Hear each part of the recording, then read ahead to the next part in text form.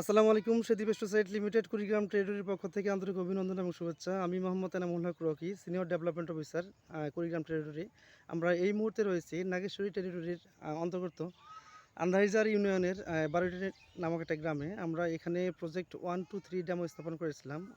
আমরা আজকে তৃতীয় মিটিং সম্পন্ন করলাম। তৃতীয় মিটিং সম্পন্ন করার পরে আমরা উক্ত টেরিটরির মার্কেটিং অফিসার এবং অ্যাসিস্ট্যান্ট ফিল্ড অফিসার এবং কৃষক বন্ধু সহ অন্যান্য কৃষক ভাইদেরকে নিয়ে আমরা জমিতে আসছি। আমরা সাথে অন্যান্য কৃষক ভাইরা রয়েছে। আমরা যদি প্রথম কৃষক ভাইয়ের মতামত নেব।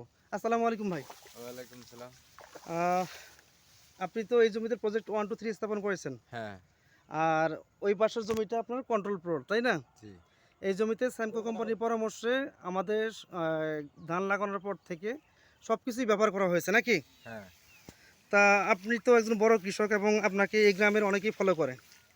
তা আপনার কেমন মনে হচ্ছে ভাই? খুব ভালো। খুব ভালো মনে হচ্ছে। হুম। কি কারণে আমি এই ধান গাছগুলোকে ভালো বলবো?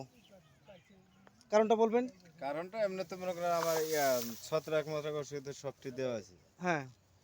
বেলেস পার দিচ্ছি, ওই যে পোকা নাই, একটা হলো দিয়েছি, এফএক্স দিছিলেন? এফেক্ট দিচ্ছি আচ্ছা, আপনি এই জমিতে বেল এক্সপার্ট কতদিন আগে দিছিলেন?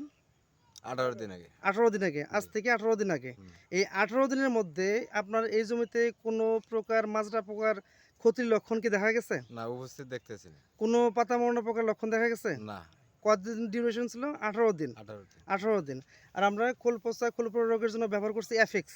এফেক্টস। সেটা হচ্ছে 12 দিন আগে। হুম। আমাদের যারা কৃষক ভাই আছে তাদের কাছে আসবো। ভাই, আপনাদের কাছে জমিগুলো কেমন মনে হচ্ছে? ভালো মনে হচ্ছে? তো আমরা তো পর্যায়ক্রমে এখানে 3টা মিটিং করছি, 3টা মিটিংয়ে আপনারা ছিলেন। তো আমাদের স্যামকোর পরামর্শে প্রজেক্ট 1, 2, 3 আপনাদের ধানের জমি থেকে কি ফলো করা যাবে? ফলো করা যাবে। আজকে আমাদের আলোচনা করা হলো সেলটিমা নিয়ে। অনেকেরই ধান প্রায় কাজ পর্যায়ে চলে আসছে। আমরা কি সবাই ধানের সেলটিমা ব্যবহার করব? আর আমরা এই 2জন মুরব্বী বা 3জন মুরব্বী আছে, এখানে একটু মতামত নিব। আপনারা তো 2টা জমি দেখলেন, তাই না? এটা আমাদের স্যামকো কোম্পানির প্রজেক্ট 1, 2, 3 জমি। আর এই পাশেরটা যেটা আছে সেটা হচ্ছে যে কৃষকের প্র্যাকটিসের জমি, তাই না? আচ্ছা ভাই, আপনি একটু বলবেন কি নাম আপনার? মোহাম্মদ রফিকুল ইসলাম। কোন জমিতে ধান বেশি হবে বা ফলন বেশি হবে বলে মনে হচ্ছে? আপনার এই যেটা প্রজেক্ট নিয়ে আমরা যেটা চাষ করছি এটাই ভালো হবে। মানে এটা কোন কারণে বলতেছেন? মানে কারণটা যদি বলতেন আমাকে একটু। এই যে ওষুধপাতি ঠিক মতো দেওয়া হয়েছে, বেল স্প্রে দেওয়া হয়েছে, আবার সেলডিমা তো ব্যবহার করছি একবার না, আবার সেলটিমা এখনো ব্যবহার করিনি। আমরা করব সামনে, ঠিক আছে? হুম। গাছগুলো সমান আছে নাকি? গাছগুলো সমান আছে, রোগমুক্ত আছে? রোগমুক্ত। মানে মনে হচ্ছে যে এক সমান। গাছ যদি এরকম থাকে তাহলে কি অধিক ফলন পাওয়া যাবে? অবশ্যই পাওয়া যাবে। তা আপনারা কি এই পদ্ধতি ফলো করবেন? হ্যাঁ, ঠিক আছে, সবাই ভালো থাকবেন, সেম কোর্স থাকবেন। ধন্যবাদ। আসসালামু আলাইকুম।